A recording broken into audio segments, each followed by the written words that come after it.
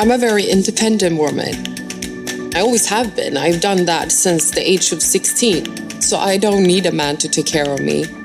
But I would appreciate to have a man to share my life. My Tinder profile was a mix. I had some pictures with me dressed for work, traveling, because I still wanted to attract this person that was living the same life as I did.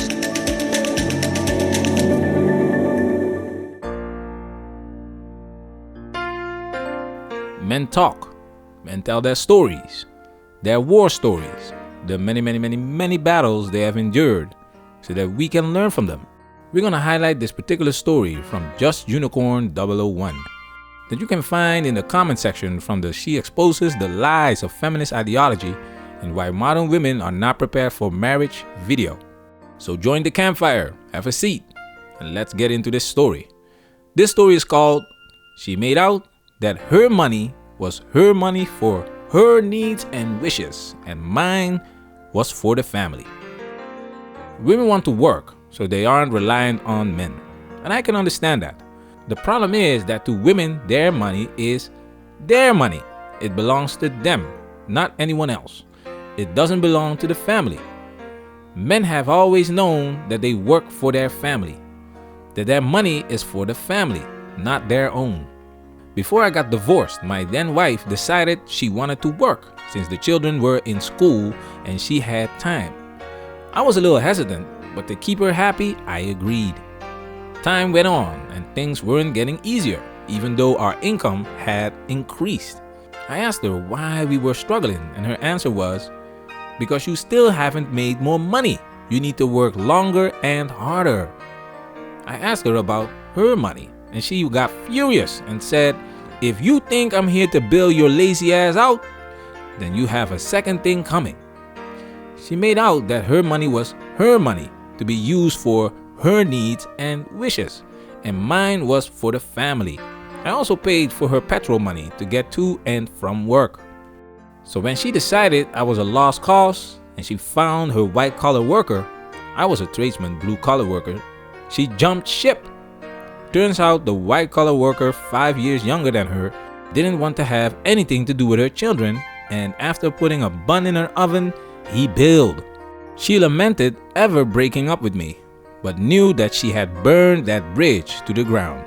From that day on, she worked 8 to 10 hours a day just to house, feed, and clothe herself.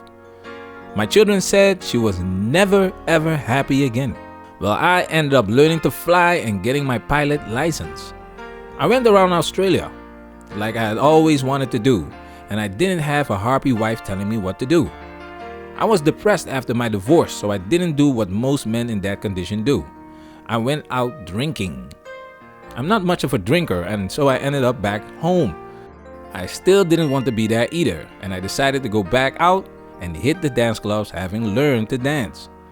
I was about to tell my non-existing wife that I was going out again, and had the epiphany.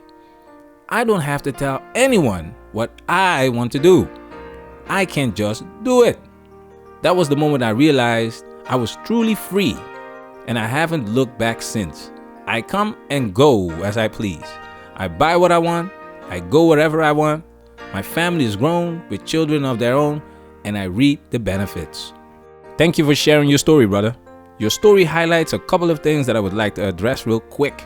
Your story is a good example of hypergamy. Hypergamy is the evolved female instinct to desire male sex partners of a higher socioeconomic class, income level, and or resource potential. Interestingly, the first sign of trouble was when your ex-wife wanted to work, even though it wasn't necessary for her to work. And it makes sense because the kids had reached an age where she didn't have to take care of them full time. We made a video where we mentioned the feminine mystique. Betty Friedan defines women's unhappiness during the 50s as the quote-unquote problem that has no name. She identifies the problem that has no name as upper middle class suburban women experiencing dissatisfaction with their lives and an unarticulated longing for something else besides their housewifely duties. You did exactly what men did when these feminists came out of the woodwork. You gave her what she wanted because you thought it would make her happy. Women in general also thought that joining the labor force was going to make them happy.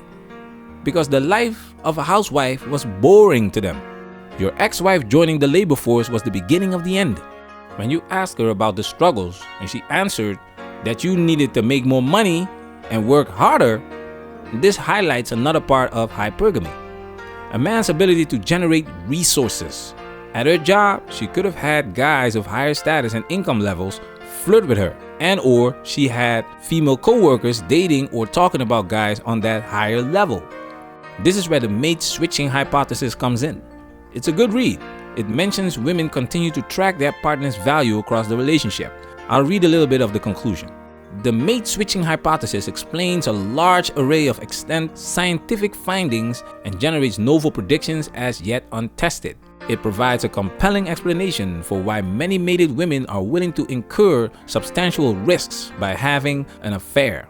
It explains why women cultivate backup mates. It explains women's context-specific relationship dissatisfaction and why that dissatisfaction leads to greater attunement to possible alternative mates. Link is in the description.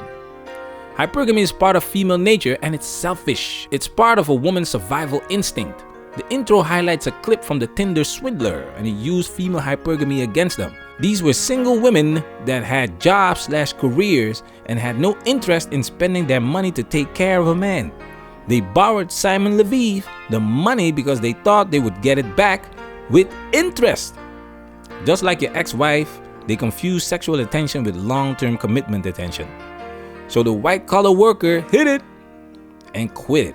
She comes back after the damage is done, after she finds out that the grass is not greener on the other side. And now she can work longer and harder to pay her own bills. Women don't understand how good they had it.